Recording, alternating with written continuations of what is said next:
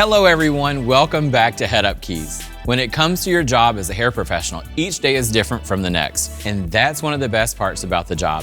You get to meet new people and express your creativity in new ways, but that doesn't always mean that things run smoothly. The reality is there are certain stresses you simply can't avoid. It's time to discover the best ways to face your professional challenges head on. Whether you're a freelancer, employee, or manager, a great way to reduce work stress is to learn how to set boundaries and communicate them clearly. This is a great way to prevent some stressful interactions from happening in the first place. Let's first focus on setting boundaries with clients.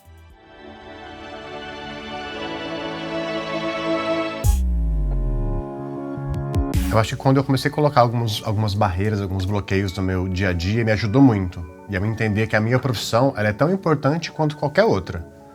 Então, por exemplo, se aquela cliente ela realmente quer fazer o cabelo comigo, ela vai achar um horário para agendar aquilo comigo.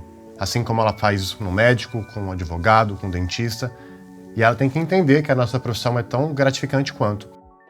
A good place to start is by setting your work policies. Create a brief one-page document outlining how you work. This lets people know in advance what they should expect and prevents some misunderstandings. You can send this via email to first-time clients if you have an online booking system. If you're a freelancer, take time to set up your booking systems and business automations. Clearly state your working hours, as well as how and when you want to be contacted.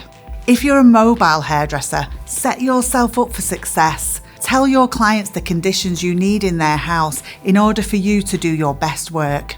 For example, ask your clients to prepare a clean workspace. Have a chair set up in front of a mirror in a room with good light. The bigger the mirror, the better. State the amount of time the appointment should take. Ask how you'll be able to wash and rinse their hair.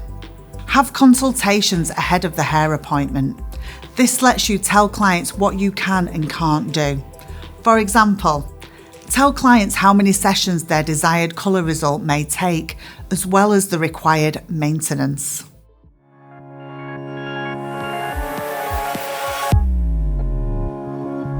Sometimes when you book clients straight in for a consultation without having gone through your policies, your prices, and how you work, when they come in for that consultation, you then may realise in that moment that it's not going to work. 最多也就减15个，到晚上的时候可能你会身心疲惫。 So that then kind of wasted your time and theirs, which is why I try and do quite a lot of that work through email. No matter what type of hair pro you are, be upfront about the price for your services in the beginning. Be clear with cost from the start. It helps avoid awkward interactions later on. Setting boundaries helps you to avoid many stressful situations, but some things are simply out of your control. Clients can be late, maybe they don't like the results, or they're very anxious. Whatever the scenario, these things happen all the time, and you can't change this. But you can be prepared for them and as a result, react in less stressful ways. We do this by having a list of prepared professional statements in your toolbox. When a client is 15 minutes late, it puts you in a tough position to get the job done in less time. This creates a lot of pressure, but you can avoid this by telling the client what they can expect from the appointment within the remaining time. Unfortunately, you're 20 minutes late, so I won't be able to do a full highlight, but I can do a partial highlight instead. Setting this boundary is a great way to show your professionalism and ultimately gain your client's respect. I have this client that is not happy, and just for that reason I'm stressed because it's my salon and I have a client that is not happy. Because the client knows their face the best. Client knows their comfort zone. Okay, we can only enhance the style, we can only make them look better, but if somebody is not comfortable in their shell, it's okay. Firstly, it's important to make the client feel heard and recognize their feelings. Try not to get defensive yourself. You want to validate that you hear that they're not happy and then ask how they'd like to proceed. For example, yes, I hear what you're saying. I'm sorry you're disappointed. How can I fix this for you? Say versions of these in your own words. With 1 in 5 people struggling with anxiety, it's not unusual to interact with a client who is experiencing it. If you know how to recognize an anxious client, try to validate their feelings. Maybe change your body language and tone to better engage with them. This can help create a more positive experience.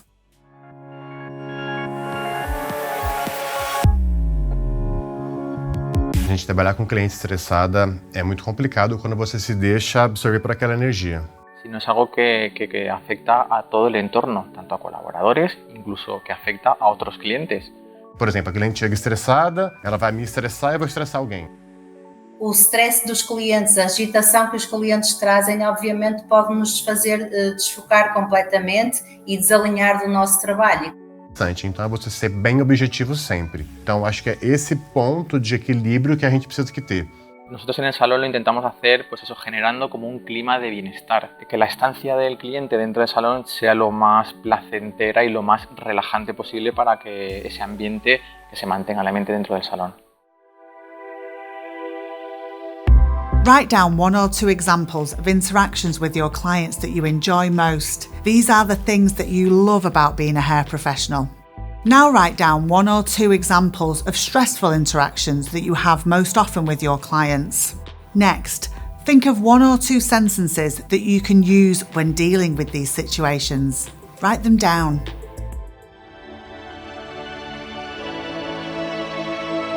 If you work in a salon, then clients aren't the only people you interact with. You've got co-workers. They can be a great source of support as well as stress. You want to focus on great communication. It helps to build psychological safety. This means everyone in the salon feels they can speak up, ask questions, raise concerns without the fear of punishment or humiliation.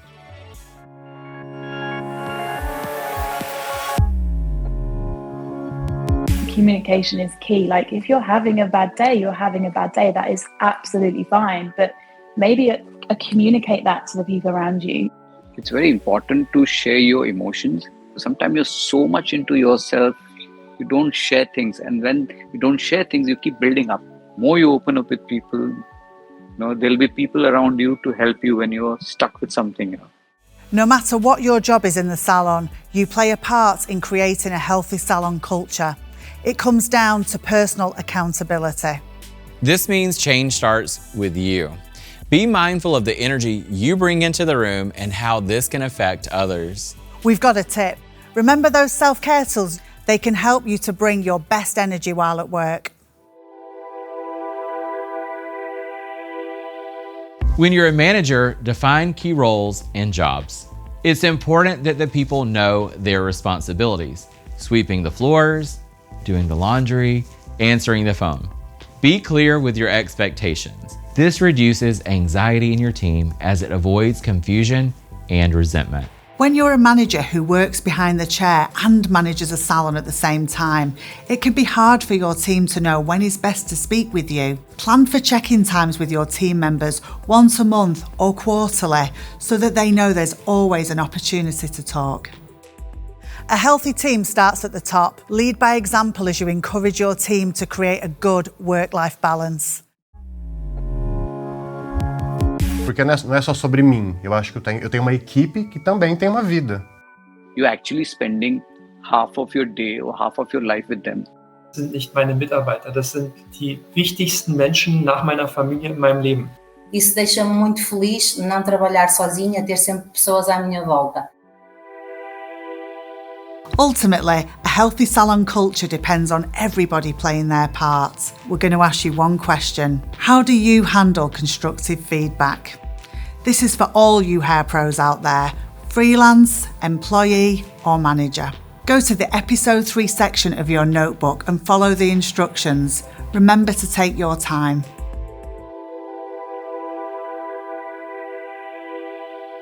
A healthy work culture depends on more than just your daily interactions with clients and coworkers. The physical environment also counts. It's all about good ergonomics, meaning things that are designed for efficiency and comfort. As a hair professional, you're on your feet all day. So think about the types of shoes you wear. Also think about the flooring. Hard flooring causes strain on your feet, legs, and especially your back. consider buying anti-fatigue floor mats to reduce the strain on your body and keep a spring in your step. We come in all sizes, so we need chairs suitable for all heights. Make sure you adjust the seat to suit yourself rather than the client. You'll bend your neck less, which can help to avoid severe and long-term pain. If you're a mobile hairdresser, consider asking for an adjustable office chair. More people have them now that remote working has grown in recent years. Saddle stools should be available so stylists can sit while on the salon floor. Consider the weight and size of tools. They shouldn't be too heavy. If you're a mobile hairdresser, make sure you use roller bags whenever you can. Use trays so that you don't have to stretch or keep walking around the chair to get a tool or tent. Now think about shampoo bowls. Use ones that have access from the back and the side. If possible, think of creating quiet zones or private staff areas. A no talking policy helps keep this area even more serene. Whether you work solo or in a team, you have the ability to positively impact your work experience. Start your wellness initiatives in small, manageable steps. Over time, you'll improve your mental and emotional well-being. Thanks for joining us for Head Up Keys.